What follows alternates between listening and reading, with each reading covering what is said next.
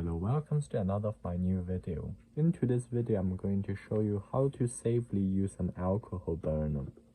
Alcohol burner is used widely around the world, when most of the time you can't access towards the natural gas or a gas pipeline, which usually with cartridge gas could be quite expensive, whereas alcohol would be a really cheap and a viable option.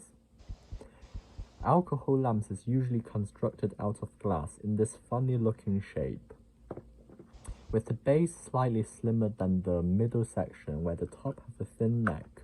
Towards the neck there is a wick holder made of ceramic, and there is the wick itself made of cotton usually.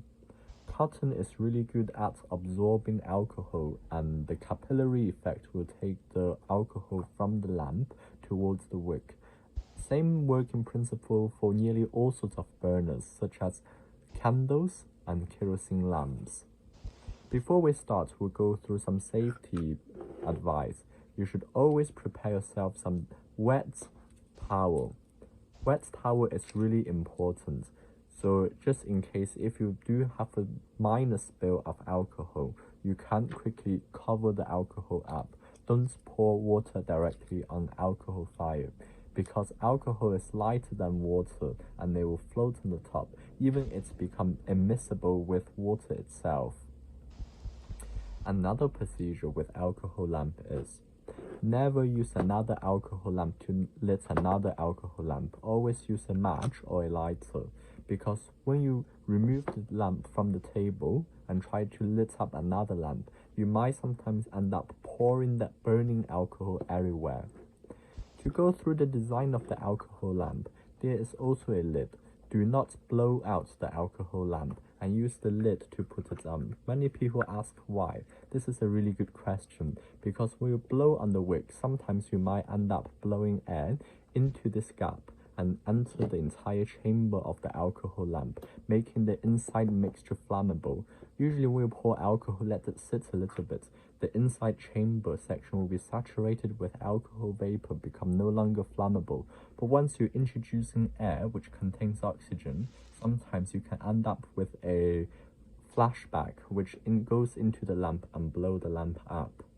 Another safety procedure is that the lamp holder must be made of ceramic, because ceramic have a better heat expansion coefficients than glass. Glass is profoundly known to crack when it's heated and have a thermal shock difference.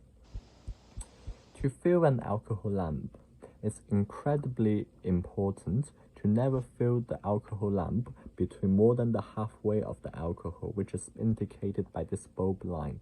If you fill anything more, you might end up setting the entire alcohol lamp on fire. As the top section of the lamp become hot, the alcohol can vaporize if it's touched the top section area.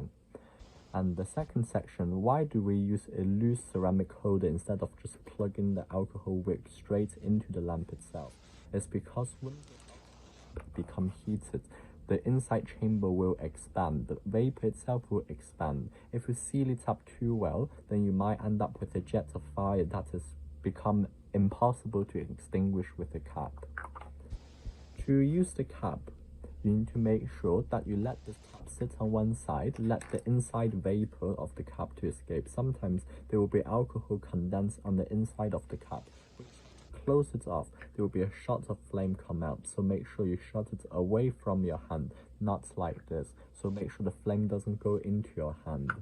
And some covers made of glass. The plastic one, you have to do it quick, just in case if you manage to melt the plastic. Now we'll be going on to filling the lamp. You can fill the lamp all sorts of procedure, but my procedure is you remove the wick holder, and one tip of advice for sure is extinguish first.